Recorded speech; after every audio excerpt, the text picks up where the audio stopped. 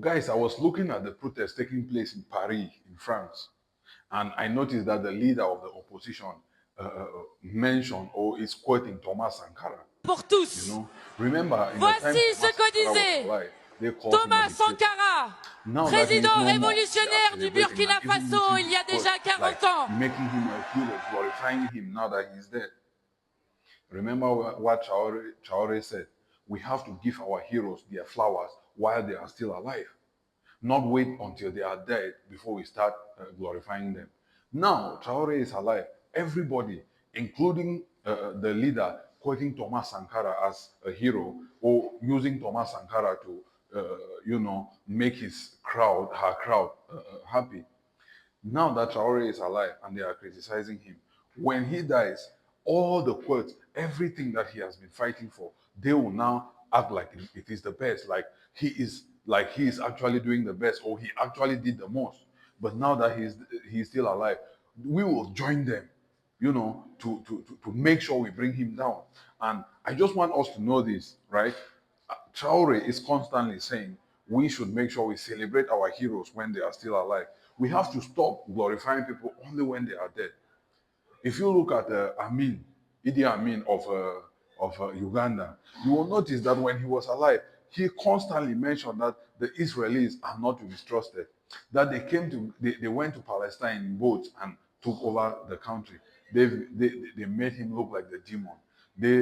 When he was trying to gain back control of Uganda's world that has been given up to the Indians, they made him look like an evil man. They even put out movies, showing that he was a cannibal or something like that. Showing cannibalism, he was eating human flesh and stuff like that. And that was all propaganda to turn the Ugandan population against him.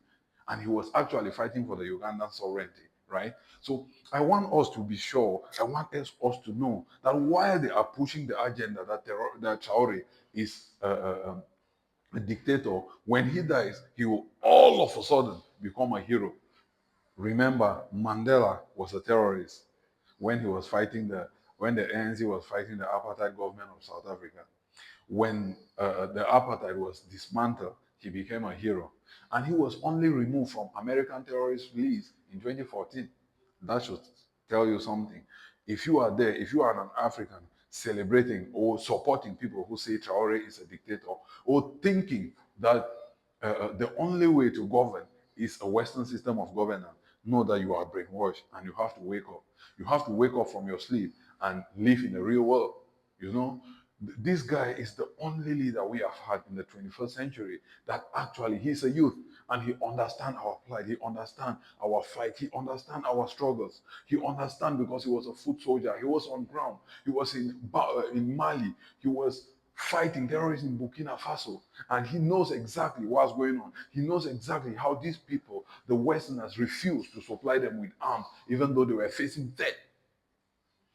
So he knows exactly what he's up against. And what we have to do as common citizens of Africa is to support him. Make sure we let these people know that we will not be lied to, right? We have to stand our ground. We have to speak up, because if you say the only thing you have is your voice and you think it is more, no. Your voice is one of the strongest weapons. The guy is still alive today because we spoke out. We made the Americans, we made the Europeans know that we now know and we understand that they are in Africa only to pillage, only to exploit, and they have no intention of giving back to the people they are exploiting, right? So I want this to continue. I want us to continue pressing forward and believing in ourselves, like Traore said, that even the smallest things are being bought, are being imported, and even things that just need a machine to spin, things that we can just produce here in Africa are being produced outside, elsewhere. We have to start believing in ourselves. We have to start believing that we can do it. And one day, hopefully, homeland or death, we will be free and we will win.